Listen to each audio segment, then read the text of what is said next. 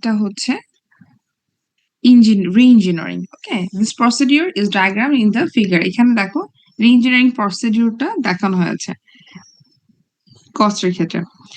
আচ্ছা, re-engineering ম্যানেজমেন্টটা কি সেটা আমরা এখন দেখি। এই স্টেপস গুলো আমরা দেখবো। এখানে লেখা আছে দেখো, প্রথমে হচ্ছে স্ট্র্যাটেজিক অবজেক্টিভ ডিক্লেয়ার্ড। হ্যাঁ, এটা আমরা একটু পরে স্টেপসটা দেখবো। এটা re-engineering স্টেপস। আচ্ছা, তো re-engineering প্রোগ্রামটা কি? This is a process of drastically or radically changing people, process and the organization itself through the use of technologies and methodologies to achieve organizational objectives such as improved efficiency, quality and competitiveness. So আমাদের আরেকটা way যেটাতে আমরা কি করতে পারি, যে আইটির যে capacity and processing capacity and specification বের করার জন্য, ডিটারমাইন করার জন্য আমরা রি-ইঞ্জিনিয়ারিং প্রোগ্রামটা করতে পারি। এটা হচ্ছে কি করা, যে এক্সিস্টিং একটা সিস্টেমকে আমরা ড্রাস্টিক্যালি আর র্যাডিক্যালি কি করতে পারি, চেঞ্জ করতে পারি। এবং এটা মেইনলি একটা অবজেক্টিভ থাকবে, যে অবজেক্টিভ অ্যাচিভ করার জন্য আমরা কিন্তু এই চেঞ্জটা নিয়ে আসছি। তো এটাকে আমরা হচ্ছে রি-ইঞ্জিনিয়ারিং প্রোগ্রাম বলছি।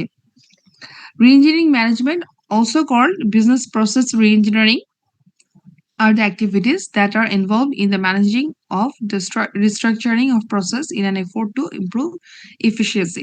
যখন আমরা এটাকে আমরা আরেকভাবে বলতে পারি বিজনেস প্রসেস রি-ইঞ্জিনিয়ারিং, তাহলে সেক্ষেত্রে কি বিজনেস প্রসেসটা আসলে মেইনলি আমরা রেডিক্যালি চেঞ্জ করতে যাচ্ছি। It is also an ideal means of in identifying where change in systems should take place and a means of identifying alternatives to improve system. Okay, so এই business প্রসেসটা আমরা কি করব, হ্যাঁ, দেখে মেইনলি আমরা আইডেন্টিফাই করব কোন কোন জায়গাগুলো অ্যাকচুয়ালি চেঞ্জ করা যাচ্ছে। সো আমরা এখন প্রসিডিউরটা দেখি, যেটা আমরা প্রথমে ফিগারটা দেখলাম। স্টেপ 1 এ মেইনলি হচ্ছে দ্য অর্গানাইজেশন স্টার্টস। তোমাদের বইয়ের পেজ 37 এ আছে, এটা বই দেখো, বইয়ের পেজ 37 ফিগার 3 রি-ইঞ্জিনিয়ারিং প্রসিডিউর যে স্টেপস গুলো আছে। ফিগারটা আমরা একটু আগে যেটা দেখলাম, এই ফিগারটা আছে এখানে। হ্যাঁ, এই ফিগার 1 হচ্ছে স্ট্র্যাটেজিক অবজেক্টিভস ডিক্লেয়ার্ড। এখানে হচ্ছে মেইনলি কি করা, অর্গানাইজেশনের যে আগের যে অবজেক্টিভটা ডিক্লেয়ার করা হয়েছে সেটা খেয়াল করা। যেমন ধরো এখানে দেখি আমরা কি আছে।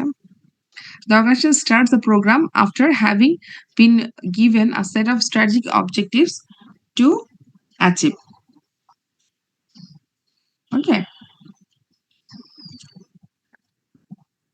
আচ্ছা, ফর এক্সাম্পল এখানে কি হতে পারে?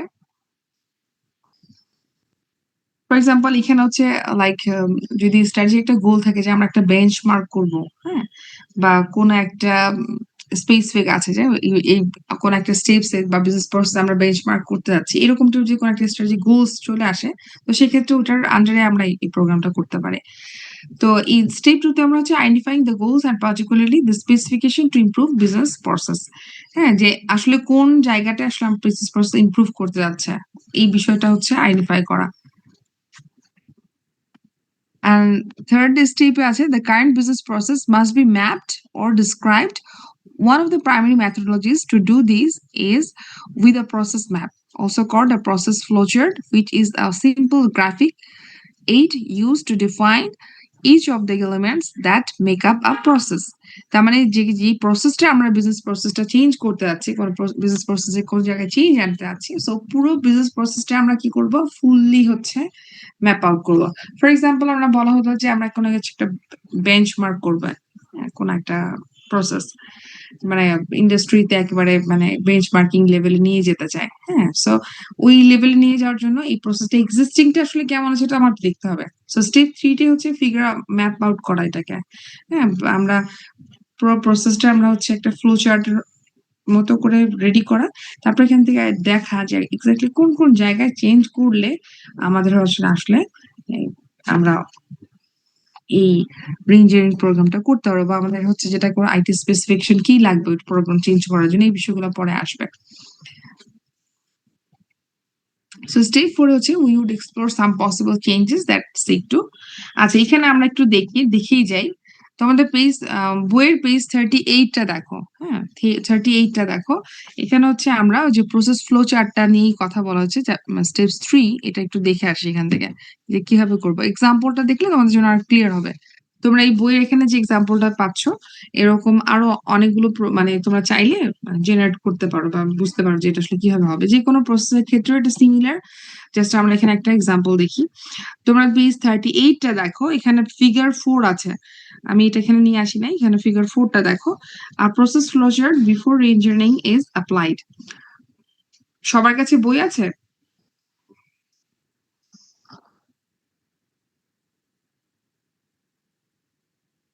Yes, আচ্ছা, ma'am. আচ্ছা, ঠিক আছে।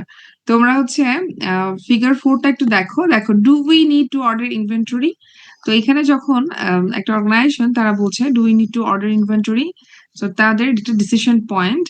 অ্যান্ড ইনভেন্টরি ডিপার্টমেন্টটা আছে দেখো বাম সাইডে, সেটা হচ্ছে আমাদের স্টোরেজ এরিয়া, যদি বলি স্টোরেজ এরিয়া।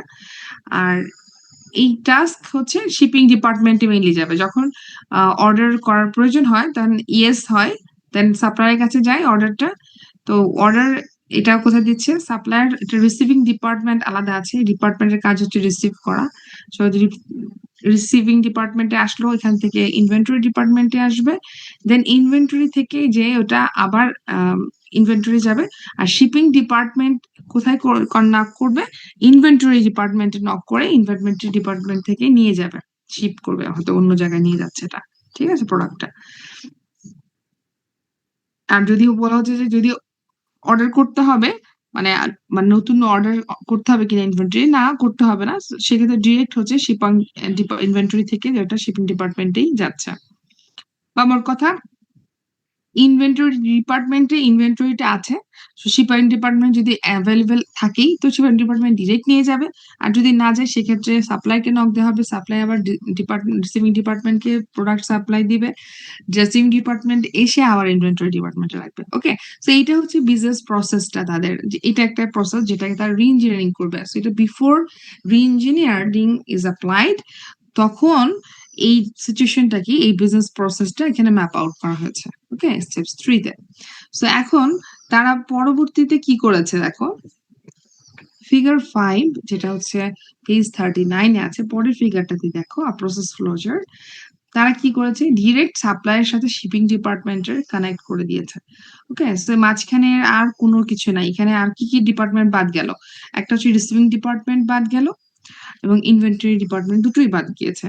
এখন এটাতে মানে সুবিধা কি? Receiving department, inventory department obviously কিছু স্টাফ ছিল, হুম, এমপ্লয়ি যারা কাজ করতো, তো তাদের টাইম বেঁচে গেল। হ্যাঁ, তারা হয়তো শিফট করতে পারে, অথবা এটা আমরা ডাউন সাইজিং হলো, যদি স্টাফ না রাখে তো রাখলো না। আরেকটা হচ্ছে যে এই ইনভেন্টরি অফিস সেট আপ বা ডিপার্টমেন্ট সেট আপের জন্য তো তাদের একটা ক্যাপিটাল ইনভেস্টমেন্ট আছে। তো এই ইনভেস্টমেন্টটা তখন এই মানে আটকায় থাকলো না এটা। ঠিক আছে, কি হবে? স্টোরেজ ক্যাপাসিটি লাগলো না। তার মানে তাদের কিন্তু খরচ বেঁচে যাচ্ছে, ইনভেন্টরি যদি ডিপার্টমেন্টেই না থাকে, সো স্টোরেজের ইস্যু আসছে না। রিসিভিং ডিপার্টমেন্টের কাজ শুধু রিসিভ করাই ছিল, তো তার দরকার নাই, এই ডিপার্টমেন্টেরও দরকার নেই। তো এই একটা ডিপার্টমেন্ট থাকা মানে ওখানে স্টাফ, ওখানে আম, যত রকমের একটা অফিস সেট আপের অফিস বিল, হ্যাঁ, তারপরে হচ্ছে একটা হায়ারিং বা যেটা আমি বলি সবকিছু মিলিয়ে যে ইনভেস্টমেন্টটা, সেটা আর লাগছে না।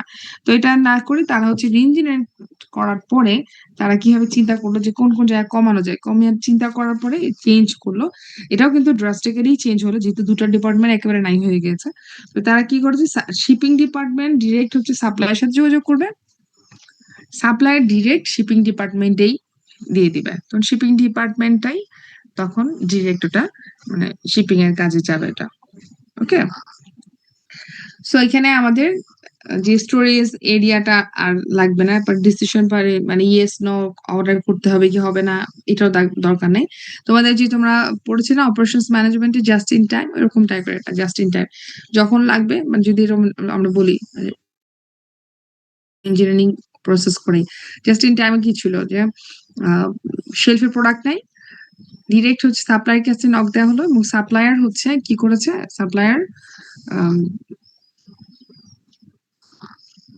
সাপ্লায়ার সেটাকে ডিরেক্ট সাপ্লাই দিবে হচ্ছে হয়তো শেলফে, যেখানে শেলফ আছে সেখানেই হচ্ছে সাপ্লাই দিচ্ছে।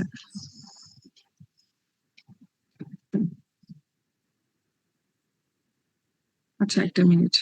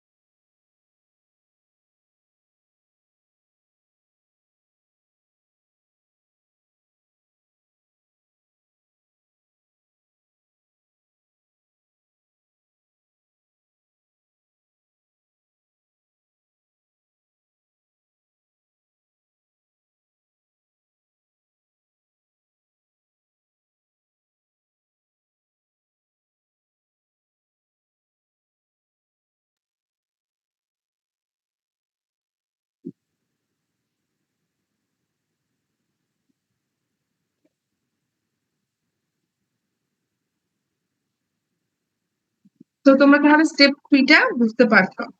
এখন আমরা চলে যাব স্টেপ 4-এ।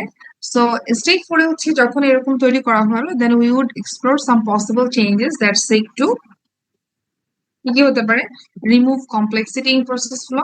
সো এটা আমরা যেহেতু রিজিন অ্যাপ্লাই করার পরে দেখলাম, হ্যাঁ, ফিগার 5টা। সো আমরা যদি চিন্তা করি যে আমার ফিগার 4-এ আমরা দেখলাম কি টোটাল যে প্রসেসটা ম্যাপ আউট করা হয়েছিল, সেখান থেকে কি কি পসিবল চেঞ্জ চিন্তা করতে পারে। হ্যাঁ, একটা হচ্ছে remove complexity in process flow, যে কমপ্লেক্সিটিটা রিমুভ করা যাবে কিভাবে, remove non value added activities. Non value added এগুলো আমরা তো নর্মালি ভ্যালু অ্যাডেড অ্যাক্টিভিটিস গুলো অ্যাড করা হয়, সেক্ষেত্রে নন ভ্যালু অ্যাডেড অ্যাক্টিভিটিস গুলো রিমুভ করার বিষয়টা হতে পারে। Update IT where possible to improve efficiency, অথবা আমরা আপডেট করতে পারি, অথবা হচ্ছে আমরা ইনকর্পোরেট করতে পারি আইটি। যদি এখানে যেমন আমরা যদি এখানে ইনকর্পোরেট করি, তো সেখানে শিপিং ডিপার্টমেন্টে আমরা একটা সফটওয়্যার দিয়ে দিব, যেটা আমরা যদি বলি সাপ্লায়ারের সাথে থাকবে ইন্টারনাল। সো এটা হতে পারে, ইন্টিগ্রেটেড থাকবে একটা সিস্টেম থাকতে পারে। আমরা কোনো এক ধরনের একটা আইটি ইনকর্পোরেট করতে পারি, বা এক্সিস্টিং থাকলে সেক্ষেত্রে এটা আপডেট করতে পারি। Then we can maximize flow and output, maximize communication, the sharing of information. So এটা ডিপেন্ড করবে আসলে কোন কাজটা মানে ফোকাস করে করা, যে কোন বিষয়গুলো আমাদের আরো বেটার হতে পারে, মানে পসিবল চেঞ্জেস এটা। সো নট নেসেসারি যে এটা হলে ওটা হবে না, এরকম কিছু না। এটা ডিপেন্ড করবে যারা আইটি প্রজেক্ট টিম তারা আলোচনা করে দেখবে যে কোন কোন জায়গায় আমরা রিমুভ করলে বা কোন জায়গায় কাজ করলে আমাদের এটা বেটার হয়। সো আমরা ফিগার 5-এ যেটা দেখছি, তারা কিন্তু অলরেডি দুটো নন ভ্যালু অ্যাডেড অ্যাক্টিভিটিস রিমুভ করে দিয়েছে।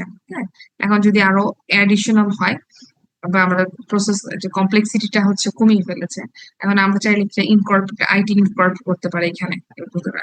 সো এটা একটা আসবে। তারপরে in this stage 5 of the reengineering procedure we conduct pilot test to see feasibility of process design. Okay, so এখন একটা রিঞ্জিং প্রসিডিউর করার পরে ওইটাকে একটা পাইলট টেস্ট করতে হবে, যেটা আসলে ফিজিবল কিনা এই ডিজাইনটা করার ক্ষেত্রে। আর in step 6 we implement final process design. This step falls into the operational planning stage of the IMS planning process. So mainly হচ্ছে ওই যে স্টেপ 6টা আবার চলে যাচ্ছে হচ্ছে অপারেশনাল প্ল্যানিং যে লেভেলটা, ওটাতে চলে যাবে। সো এটা আসছে না এখানে। তো আমরা এখানে যে দেখলাম যে আসলে কিভাবে আমরা IT processing capacities and specification গুলো বের করতে পারি, ডিটারমাইন করতে পারি, হ্যাঁ, কোন কোন জায়গায় করতে পারি। So in summary, the first 3 steps of MIS planning process of IT project planning helps the IT project teams or the MIS managers know the current status of their IT resource capacities to meet the stated strategic MIS goals and objectives. And second one is develop a listing of IT specification that define new levels of resource capacities necessary to fully achieve those goals and objectives. Okay, so এটা হচ্ছে আমাদের first যে 3টা steps থেকে আমরা এই দুটো main জিনিস পাবো, কিছু কাইন্ড স্ট্যাটাস পাবো, আর একটা হচ্ছে যে আইটি স্পেসিফিকেশন অ্যাকচুয়ালি কি লাগছে, এই বিষয়টা আসবে।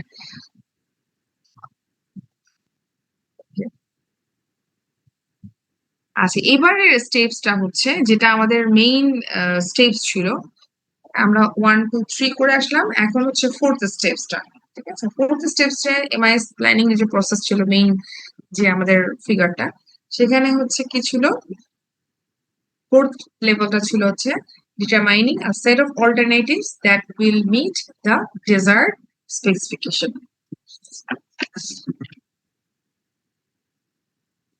তো এখানে আমরা এই স্টেজে এসে যেটা করতে হবে, এখানে আমরা শুধু আইটি এমআইএস প্ল্যানিং এখানে প্রজেক্টের দুটো আমরা করে আসছি। অল্টারনেটিভ এর ক্ষেত্রে আমরা আসলে কি দেখবো, আসলে কোন কোন অল্টারনেটিভ গুলো আমাদের আছে সেটা লিস্টিং করাটা হচ্ছে ইম্পর্টেন্ট। যেটা আমরা যে আরএফপি যেটা বলি, রিকোয়েস্ট ফর প্রপোজাল, হ্যাঁ, রিকোয়েস্ট ফর প্রপোজাল, সেখানে এখানে আরেকটা স্টেজে আসবে, যেমন আমরা টেকনোলজি ভ্যান্ডর আছে, যারা ভ্যান্ডর যাদের থেকে আমরা যদি আউটসোর্স করি, সেক্ষেত্রে যেটা হয় ভ্যান্ডর, তাদের থেকেও আমরা কিন্তু মানে বিডিং যারা করে, যে অবশ্য টেন্ডার দেয় না, টেন্ডারে ওরা লোয়েস্ট কস্ট দেয়। তো তাদের প্রত্যেকে কস্ট কেমন, সার্ভিস কেমন, কোয়ালিটি কেমন সেটা দিবে। তো এই জিনিসগুলো আমরা হচ্ছে ভ্যান্ডরদের থেকে কালেক্ট করতে পারি স্টেজে এসে। ওকে, সো এবং আমরা যদি এটার জন্য কোনো নতুন এক্সপার্ট বা কনসালটেন্ট হায়ার করতে হয়, সেক্ষেত্রে সেটা করা যায়, এবং তারাও হচ্ছে বেটার আমাদেরকে ইনফরমেশন দেবে, বিশেষ করে এটার আইটিটার কস্ট কেমন, কোয়ালিটি কেমন, এই বিষয়গুলো দেওয়ার দিবে। তো সেক্ষেত্রে আমরা এখন আমরা যেটা দেখবো, এই যে আমরা এখানে একটু আমাদের বইয়ের পেজ 41-এ টেবিল 2 যেটা, হ্যাঁ, টেবিল 2 হচ্ছে কি strategies for change can range from continuing without change to a complete change over the system. এখানে অনেকগুলো ওয়ে আছে, আমরা এই ওয়ে গুলো আমরা একটু দেখবো। আচ্ছা, কোন কোন সলিউশন গুলো আছে অল্টারনেটিভ। একটা হচ্ছে কি continue using system without change. তো দ্যাট মিনস আমরা বুঝতে পারছি কি অল্টারনেটিভস কিন্তু কোনো চেঞ্জ না, কন্টিনিউ করবো as usual. So continue with the present system with little or no change assumes the present in-house processing capacity is adequate for present and future needs. Okay, so কখন এটা করছি, যখন the present capacity is adequate and for present and future needs, and this is the least costly and demanding alternatives. এখন দেখো এটা আসলে মানে কখন কোন অর্গানাইজেশনের জন্য অ্যাপ্লিকেবল আর কোনটার জন্য অ্যাপ্লিকেবল না সেটা আছে প্রত্যেকটার পরেই, তো এটা ইম্পর্টেন্ট, আমরা এটা খেয়াল করবো যে কখন কোনটা প্রয়োজন। If on the other hand the present system is not adequate in functionality, processing capacities, or it is no longer supported by its vendor, then this strategy may not be appropriate. So we have to shift, we have to upgrade the system, we have to change the system ওখানে। So এটা কখন প্রযোজ্য এবং কখন প্রযোজ্য না দুটোই আছে এই টেবিলটাতে তোমরা পাবা। সো পরেরটা হচ্ছে রিঅর্গানাইজ সিস্টেম। একটা প্রথমে আমরা বললাম যে continue with the existing system আর কোনো চেঞ্জ ছাড়া, আর এখন আমরা বললাম রিঅর্গানাইজ করা। So some firms have been able to reap economies of scales by reorganizing their IT technologies into service center. Okay, so economics of scale তোমরা হয়তো জানো, ইকোনমিক্সে পড়ে আসছো, যে লার্জ ভলিউমে হচ্ছে তোমাদের আমাদের কস্টটা কম পড়ে। তো এখানে তারা কি করতে পারে, রিঅর্গানাইজিং করে আর সার্ভিস সেন্টার তৈরি করতে পারে। আর service centre typically is a physical location where data processing and IT service is provided at a main facility to branch or satellite locations geographically dispersed over a larger area. By concentrating IT in one location, it is assumed they can be better utilized with less management and staff. As a result, it is expected that fewer staff and other IT resources are needed to accomplish the same level of work. The result is increased productivity, better IT utilization, and lower cost of processing transactions. If, on the other hand, no real economies of scale are possible, then this strategy may not be appropriate. So এখানে একটা জিনিস খেয়াল করো, like ব্যাংকের কথা বলি, যে ব্যাংকে তারা কি করে, একটা আইটি ডিপার্টমেন্ট থাকে, তাদের একটা স্পেসিফিক লোকেশনে থাকে যেটা মোটামুটি সবগুলোর সাথে হচ্ছে কাছাকাছি হয়। যেমন ধরো মতিঝিল এরিয়াতে একটা ব্যাংকের কথা বলি, মোটামুটি ওইখানে হচ্ছে হেড অফিসের কাছে হচ্ছে তারা পাশে হচ্ছে আইটি ডিপার্টমেন্টে দেয়, আইটি সেকশনটা। কারণ ব্যাংকের তো অনেকগুলো থাকে এরিয়া, একটা একটা বিল্ডিং এ তো সবকিছু থাকবে না, তো তারা আইটি ডিপার্টমেন্ট যেটা নর্মালি হয়তো হেড অফিসের কাছে রাখে এবং যে বিল্ডিং এই থাকে ওই এক জায়গায় থাকে। সো এখানে সুবিধা কি, যেটা যেটা আমরা বললাম আর কি, যে আইটি ডিপার্টমেন্ট এক জায়গায় থাকে, ওখান থেকে তারা ওয়ান স্টপ সার্ভিস মতো সার্ভিস সেন্টার হিসেবে প্রোভাইড করছে। সো আর এরকম হলে আর অন্য হলে হতো কি, যে এক এক জায়গায় যদি অল্প অল্প করে আইটির লোকজন থাকে, এটা একটা। হ্যাঁ, আর একটা হচ্ছে এক জায়গায় আছে, সে যখন লাইক ঢাকা শহরে যদি হয় বা ইভেন মানে বাংলাদেশের বিভিন্ন ব্রাঞ্চে প্রবলেম হয়, তখন এই আইটি ডিপার্টমেন্ট থেকে হয়তো একজন দুজনকে পাঠিয়ে দিচ্ছে, ওই ডিপার্টমেন্টের প্রবলেম ওখানে চলে গেল, সে ওখানে হয়তো ঠিক করে দিয়ে আসলো কোনো কিছু। কিন্তু এখন যদি এরকম হয় মানে প্রত্যেকটা ব্রাঞ্চে যদি আমরা একটা আইটি পিপল রাখি বা প্রত্যেকটা বিভাগীয় শহরে রাখি, এটা একটা ইস্যু হতে পারে। সো এটা না করে কি করা, হয়তো আমি অ্যাকচুয়ালি ঢাকা শহরে রাখলাম, এইটুকু যেতেই পারবে, সমস্যা হবে না। মানে এই যে এটা আমি বলছি ইকোনমিক্স অফ স্কেলটা আসলে হয় কিনা। আর যদি হয় বিদেশে একটা ব্রাঞ্চ আছে, ওই বিদেশে যাওয়ার জন্য তো সমস্যা, তখন হয়তো ওখান থেকে একজন রাখতে পারে, যে ওই দেশের জন্য রাখতে পারে। এটা তো ডিপেন্ড করবে ফিজিবিলিটির উপরে হয়তো মানে কিভাবে করলে বেটার হয়। যদি আমরা বলি একটা দেশের ভিতরে, তখন তারা হয়তো একটা লোকেশন থেকেই সার্ভিসটা দিতে পারে। আবার যদি এটা হচ্ছে দেশের বাইরে হয়, ইন্টারন্যাশনাল লেভেল হয়, তখন হয়তো তারা বলবে না, এটা ইকোনমিক্স অফ স্কেল হবে না, ওখানে আমার একজন লাগবে। সো এইটা একটা। সো আমরা যে এক্সিস্টিং সিস্টেমটাকে রিঅর্গানাইজ করতে পারি দিয়ে। আর এটা হচ্ছে থার্ড যে অল্টারনেটিভ হতে পারে, upgrade on existing system. Minor or major system changes with a series of upgrades to modules can permit a less costly and less potential disruption to the system as a whole, particularly with regard to the integration of modules and the retaining of personnel who will be familiar with the existing system. এই যে আমরা last ক্লাসে বলেছিলাম না একটা system ইমপ্লিমেন্টেশনের ক্ষেত্রে যে একটা আপগ্রেড এক্সিস্টিং সিস্টেমটাকে একটু একটু চেঞ্জ করে সিরিজ অফ আপগ্রেডস মডিউলার এনে সেটাকে হচ্ছে চেঞ্জ করা যায়, একেবারে হিউজ হঠাৎ করে একেবারে নতুন সিস্টেম আসবে না, আস্তে আস্তে আসবে। এটা হচ্ছে যে ফ্যামিলিয়ার পার্সোনাল তারাও ফ্যামিলিয়ার হতে পারে মানে with the time being actually over the time. If, on the other hand, the upgrade does not provide the desired functionality or limits processing capabilities in the future, particularly where the business processing environment is highly unstable and requires a quick adjustment to market conditions, this strategy may not be appropriate. Okay, so এরকম environment যদি unstable হয় এবং quick অ্যাডজাস্টমেন্টের প্রয়োজন হয় সেক্ষেত্রে হয়তো এই সিস্টেমটা মানে করা যাবে না, অ্যাপ্রোপ্রিয়েট না, সেটা বলা হচ্ছে। আরেকটা হচ্ছে replace the entire system. Okay, replacing entire modules or enterprise-wide systems can be very costly and time-consuming. And this strategy can result in a quick turnaround and substantial improvement in functionality and processing capacities. Okay, so it is very costly and time-consuming. আমরা একেবারে নতুন একটা system নিয়ে আসা।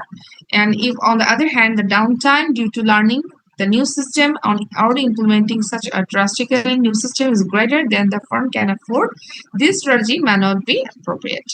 So এখানে down time বলতে কি বোঝাচ্ছে? ডাউন টাইম হচ্ছে যে যখন একটা নতুন সিস্টেম আসে, এমপ্লয়িরা যখন নতুন কিছু করে, তখন দেখবা যে প্রথম কিছুদিন বা প্রথম যে সময়টা শেখার সময়টা লাগে, ওই সময়টুকু কিন্তু দেখা যায় যে কাজের প্রোডাক্টিভিটিটা কমে গিয়েছে। সো এটাকে আমরা বলি ডাউন টাইম। সো এইরকম ডাউন টাইম যে থাকবে অথবা যে নতুন যে সিস্টেমটা আমরা ইমপ্লিমেন্ট করছি এটা কিন্তু অ্যাফোর্ড করা খুবই ডিফিকাল্ট হলে, হ্যাঁ, তো সেক্ষেত্রে ইট মে নট বি পসিবল, মানে ড্রাস্টিক্যালি চেঞ্জটা যদি পসিবল না হয় অর্গানাইজেশনের ক্ষেত্রে, যদি ড্রাস্টিক্যালি চেঞ্জটা করতে পারে সেক্ষেত্রে ইয়া করতে পারে আমাকে। সো এটা হচ্ছে একটা আমরা দেখলাম হচ্ছে যে continue continue using system without change, একটা হচ্ছে রিঅর্গানাইজ করা এক্সিস্টিং সিস্টেমটাকে, আরেকটা হচ্ছে সিস্টেমকে আমরা আপগ্রেড করি মডিউল বাই মডিউল, হ্যাঁ, সিরিজ অফ আপগ্রেডস থাকবে ওখানে। আরেকটা করতে পারি আমরা এন্টায়ারলি প্রসেসটা রিপ্লেস করে ফেলতে পারি। সেই এই চারটা অল্টারনেটিভ আমরা দেখতে পারি।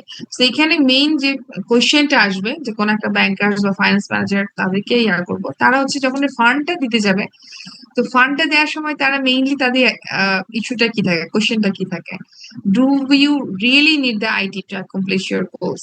ওকে, তো এইখানে আমরা যখন এই অ্যানালাইসিস করে এগুলো করবো, অল্টারনেটিভ গুলো আমরা দেখবো, তখন এই বিষয়গুলো তখন তাদের জন্য ইজি হয় যে আমরা আসলে কোনটা নিব অল্টারনেটিভ, আমরা কি আসলে এটা রাখবো নাকি এই চারটা যে অল্টারনেটিভ দেখলাম এই অল্টারনেটিভ গুলো আমরা কোনটা আমাদের জন্য বেটার হয়। সো এটা অর্গানাইজেশনের যে আইটি প্রজেক্ট টিম তারা হচ্ছে এটা আলোচনা করে ডিসিশন নিবে যে আমরা এইভাবে গেলে আমাদের অর্গানাইজেশনের জন্য সুবিধা হবে, তখন তারা সেটাতে যাবে। আচ্ছা, আমরা এখন আরেকটা বিষয় পড়বো আইটি আউটসোর্সিং নিয়ে। আমরা এতক্ষণ যেটা কথা বললাম সেগুলো হচ্ছে মোটামুটি সবগুলোই অর্গানাইজেশন বেসড, তাই না? অল্টারনেটিভ আরেকটা ইস্যু হতে পারে, সেটা হচ্ছে যদি অর্গানাইজেশন তাদের কোনো ক্যাপিটাল ইনভেস্টমেন্ট টাই আপ না করে, সেক্ষেত্রে তারা আইটি আউটসোর্সিং করতে পারে। So what is IT outsourcing? IT outsourcing can be defined as a process of using outside companies or vendors to perform internal organization IT task. Okay, so vendor বা outside company তারাই হচ্ছে এই যে internal organisational IT task গুলো complete করে দিবে।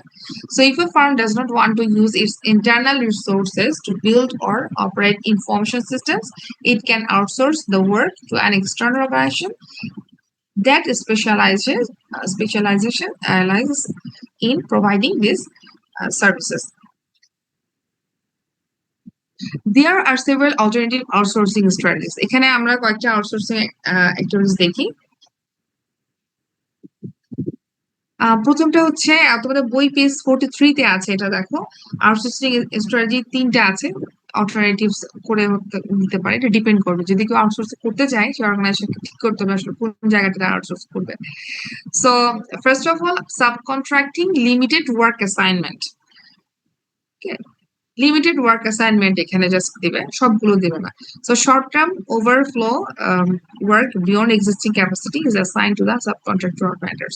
হয়তো যে কাজটা করছে এটা থেকে অতিরিক্ত হয়ে গেছে, সেটা তারা নিতে পারছে না বা করতে পারছে না কাজটা, তো তাদের ওই ক্যাপাসিটি হয়তো হয়তো নাই, তো সেক্ষেত্রে তারা ওইটা সাবকন্ট্রাক্ট করতে পারে।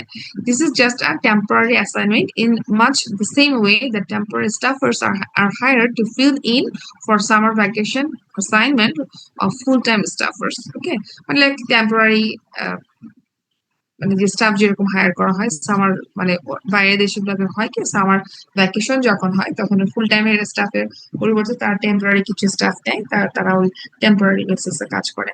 তো এরকম টাইপের এটা।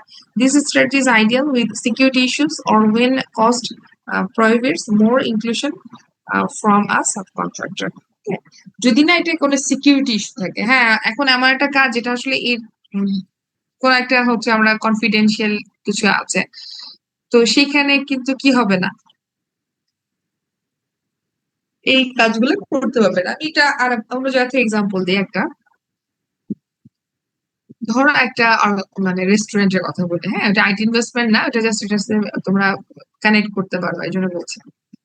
তাদের কোনো একটা গোপন রেসিপি আছে, যেটা হয়তো কোনো একটা ইনগ্রিডিয়েন্টস বা মশলা বা কিছু একটা দেয় ওরা, এবং যেটার কারণে ওটা খুব মজা হয়, এবং এটা কিন্তু অন্য কেউ জানে না, যে যে শেফ যে রান্না করে সে জানে। তো এটা এখন ওরা যদি বলে এটা ফুল টাইম, এখন এই শেফ হচ্ছে যাবে হচ্ছে ছুটিতে, এখন কি আরেকজনকে দিয়ে আসবে? এখন ওটা দিলেই কিন্তু ওই রেসিপিটা কিন্তু কি হয়, ইনফর্ম হয়। হ্যাঁ, তো ওইটা যদি ওরা এটা মিনিমাইজ করতে পারে না, আমরা একেবারে মেকিং করেই তারপরে দিব, ওকে জাস্ট হচ্ছে দিবে, ওকে মশলা তৈরি করার ইস্যুটা থাকবে না। হ্যাঁ, মশলা তৈরি করে দিয়ে যাবে, তখন একটা ইস্যু, ডিফারেন্ট ইস্যু। বাট যদি এরকম হয় যে মশলাটা তখনই তৈরি করে তখনই রেডিমেড দিতে হয়, বা ডেইলি বেসিসে তৈরি করে তারপর ডেইলি দেয়, ওরা নতুন মানে স্টোর করে রাখে না, তো সেই ক্ষেত্রে ওই ফুল টাইম ওয়ার্কার চলে গেলে কিন্তু কি হবে না, মানে এরকম করা যাবে না। আমি জাস্ট একটা এক্সাম্পল দিচ্ছি রেস্টুরেন্ট বেসিসে। সো এরকম যদি আইটির কাজগুলো থাকে, যে কোন একটা অর্গানাইজেশন একটা ইন্টারনাল বা ওইটাতেই ওদের কম্পিটিটিভ অ্যাডভান্টেজ, এরকম কোনো কাজ থাকে, তো সেক্ষেত্রে তারা কিন্তু কি করবে না, সিকিউরিটি ইস্যু থাকবে। হ্যাঁ, বা আম, মানে কন্ট্রাক্টর রাখার ক্ষেত্রে এটা তাদের জন্য একটা রিস্ক হয়ে যাবে, তো সেক্ষেত্রে তারা তখন এই বিষয়গুলো থেকে করা যাবে না, এই এই লিমিটেড ওয়ার্ক অ্যাসাইনমেন্টটা করা যাবে না। Subcontracting project assignment. Okay. Whole IT projects are assigned to subcontractors or vendors. These assignments would entail a complex project where the management of the project would be delegated to the subcontract and not under the control of the MIS staff of the hiring firm. এই যে total IT প্রজেক্টটা হবে, এটা পুরোটাই হচ্ছে হচ্ছে কি করা, সাবকন্ট্রাক্ট করে দেওয়া, আউটসোর্স করা। This strategy is ideal when a company has unique skill or technology requirement too expensive for them to maintain but affordable for contractors to offer their clients.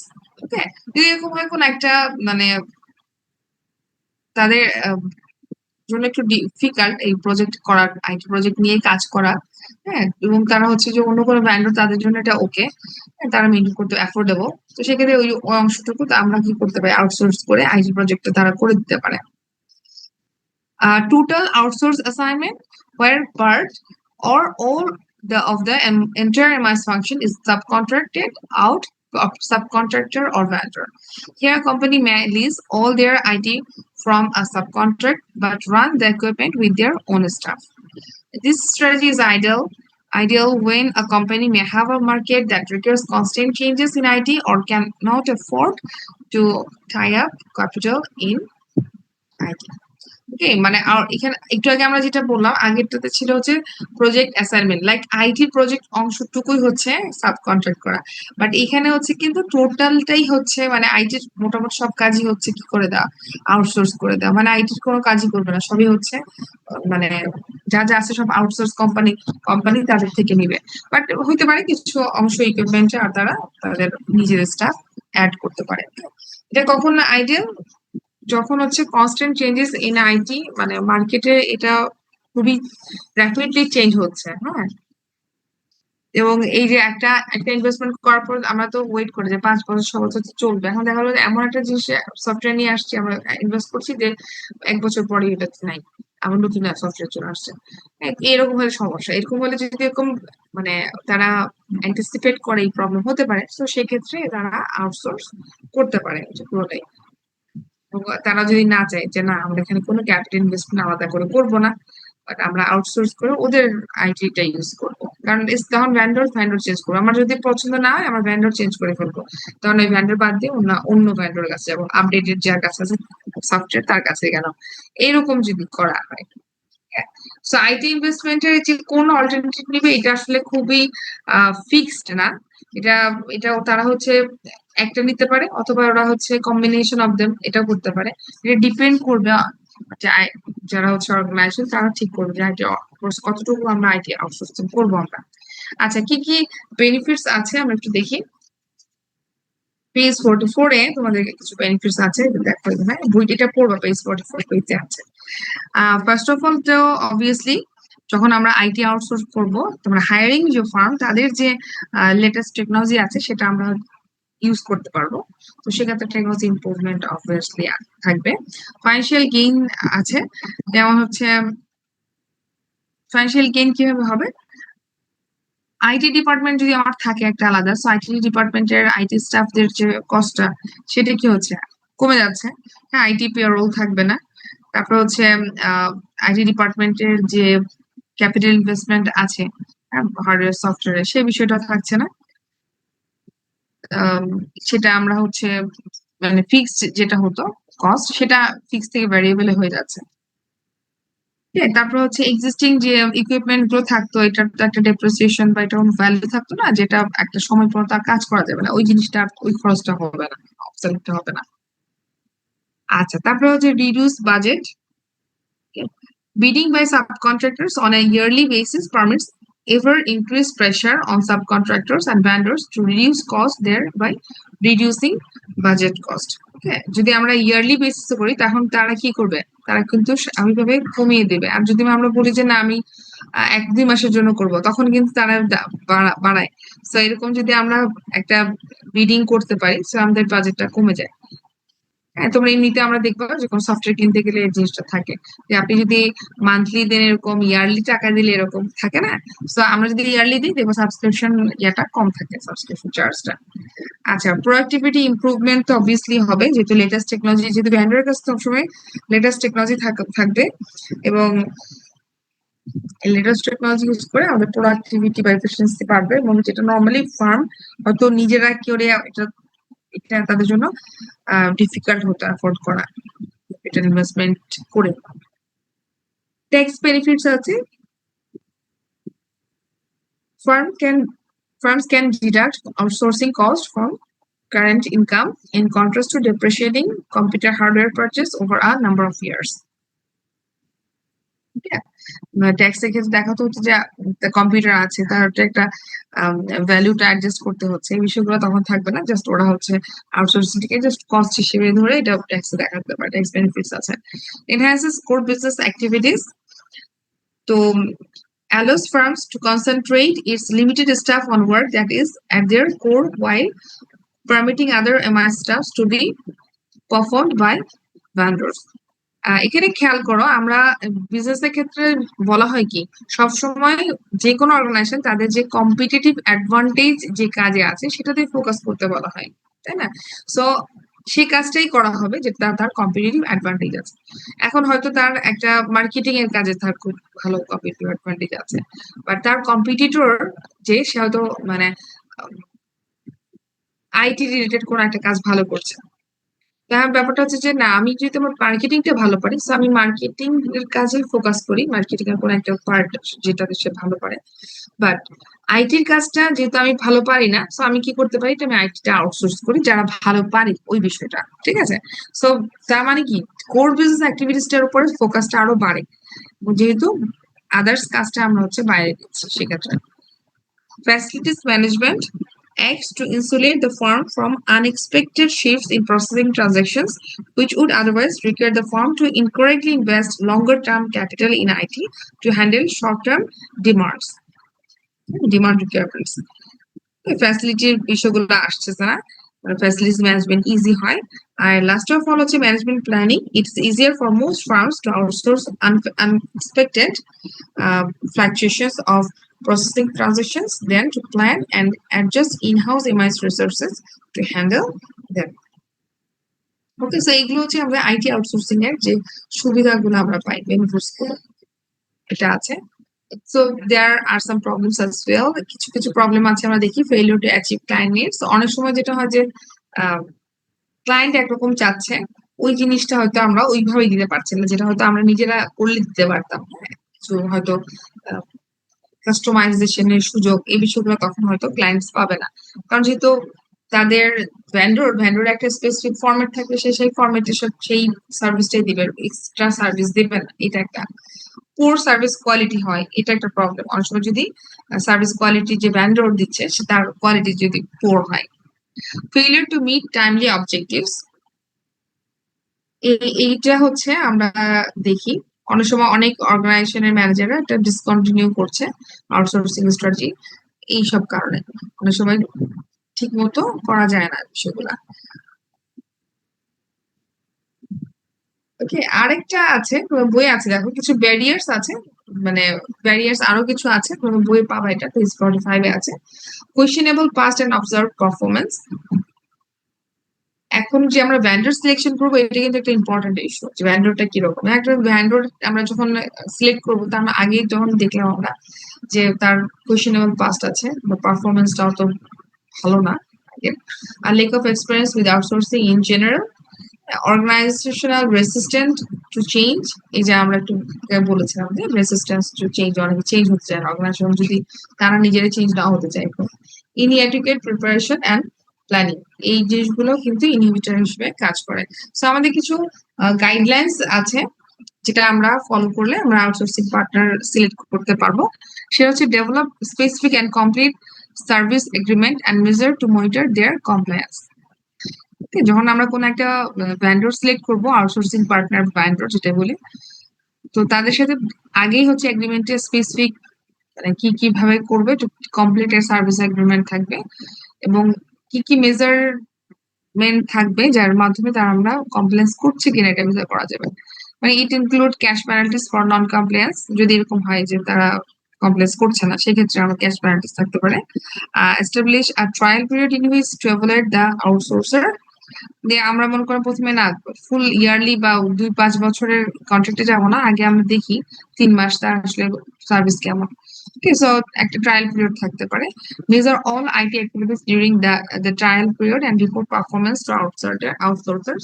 So evaluate করা সবগুলো IT, মানে trial পিরিয়ডে যতগুলো IT activities থাকে সবগুলোই করা, এবং সেটা আউটসোর্সারকে মানে কি করা, তাকে রিপোর্ট করতে হবে, তাকে জানাতে হবে যে এই অবস্থা আপনাদের। So include clauses in agreement that permit the firms to alter business operations if need to be.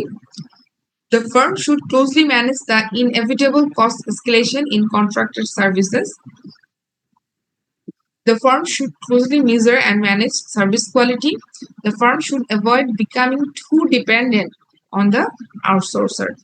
So এগুলো হচ্ছে ইস্যুস, যেটা হচ্ছে একটা অর্গানাইজেশন যারা আইটি আউটসোর্সিং করতে যাচ্ছে তাদের এই বিষয়গুলো খেয়াল রাখতে হবে। আর যদি খুবই ডিপেন্ডেন্ট হয়ে যায়, তখন যদি এই ভ্যান্ডর অনেক সময় থাকে, ভ্যান্ডররা 1-2 বছর ক্যারি অন করে তারপর দেখা যায় 3 বছর সময় নাই। হ্যাঁ, আমরা তো প্রায়ই দেখি এই বিষয়গুলা, যে অর্গানাইজেশনটা একটা কাজ করতেছে খুব ভালো ভালো ভালো, এরপর এখন নাই। তোমরা মনে হয় জানো কিনা, কিছুদিন আগে যে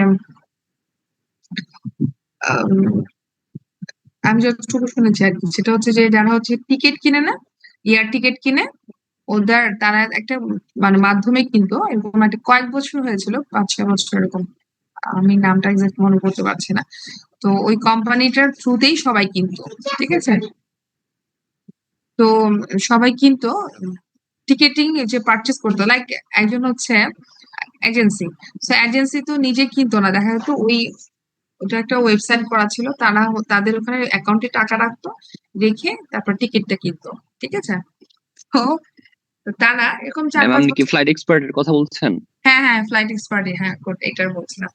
তো তো জানো বিষয়টা তাহলে হয়তো। তো তারা যে কাজটা করেছে ওরা কিন্তু চলে গিয়েছে না হঠাৎ করে, নাই। তো এখন মাঝখানে কি হয়েছে, যারা হচ্ছে টিকিট কিনেছে কাস্টমার এজেন্সি, এরা তো ঝামেলা পড়েছে না, খুবই একটা মানে হিউজ অ্যামাউন্টের। তো এইরকম এক যদি হয় যে আউটসোর্সার যে কারা আমরা করছি বা যাদের থ্রুতে করছি, আম, এটা একটা ইস্যু। যে যদি খুবই ডিপেন্ডেন্ট থাকি আমরা, হয়তো অন্যান্য আরো আছে, কিন্তু রেপুটেশন সবকিছু দেখে এটা আসলে বলা যায় না, সবকিছু মিলিয়ে আর কি। তো এটা এসে খেয়াল করতে হবে যে আমরা যদি আইটি আউটসোর্সিং করেও থাকি, সেক্ষেত্রে ব্যান্ডের উপর টু ডিপেন্ডেন্ট হওয়া যাবে না। এটা মানে এটা হচ্ছে একটা মানে রেড অ্যালার্মিং আর কি। যদি কোনো কারণে এটা চলে গেল বা কোনো কারণে এটা কোনো কারণে ফেল করলো, যে কোনো কারণেই হতে পারে, যদি ফুললি আইটি আউটসোর্স করে রাখি এবং আমাদের পুরোটা এমআইএস ডিপার্টমেন্টে ওইখানে থাকে, এবং দেখা যায় ওখান থেকে হঠাৎ করে একটা সার্ভিস স্টপ নাই ওটা, এটা একটা প্রবলেম হতে পারে যে কন্ট্রাক্টের ভিতরে থেকেই তারা এই ঝামেলা করলে। তো এটা একটা ইস্যু। তো আমরা যেটা করবো আইটি ইনভেস্টমেন্টের ক্ষেত্রে, আমরা আজকে যেটা চ্যাপ্টারে দেখলাম, আজকে এটুকুই। আজকে আমরা চ্যাপ্টারে যতটুকু দেখলাম, আমাদের কি কি করব, need analysis and alternative IT investment strategies গুলো দেখলাম। নিড অ্যানালাইসিস বললাম প্রথমে, এবং নিড অ্যানালাইসিস কিভাবে করা যাবে, এবং এবং অল্টারনেটিভ আইটি ইনভেস্টমেন্ট স্ট্র্যাটেজিস কি কি থাকবে, এবং এখানে আমরা কিছু বললাম আইটি আউটসোর্সিং ও থাকবে, নট নেসেসারি যে উইদিন অর্গানাইজেশনকেই করতে হবে, নট নেসেসারি আইটি আউটসোর্সিং করতে পারে। এটার কিছু বেনিফিটস আছে অবভিয়াসলি, বাট কিছু হচ্ছে লিমিটেশন আছে বা প্রবলেমস আছে, যেটা আমরা দেখছি, এবং এটা থেকে আসলে কিভাবে আসলে এই ডিসিশন মেকটা করলে বেটার হবে।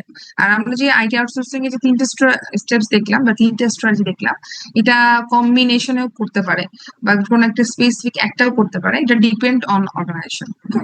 সো কারো কোনো কোশ্চেন আছে আজকে আজকে ক্লাস নিয়ে?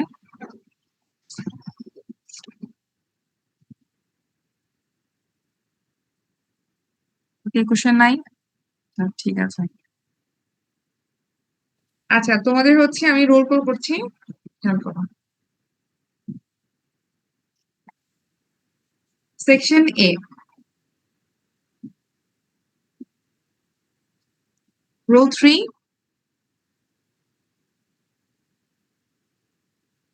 5, Present, ma'am. 7, Yes, ma'am. 11, Present, ma'am. 13, Yes, ma'am. 15, Present, ma'am. 17, Yes, ma'am. 19,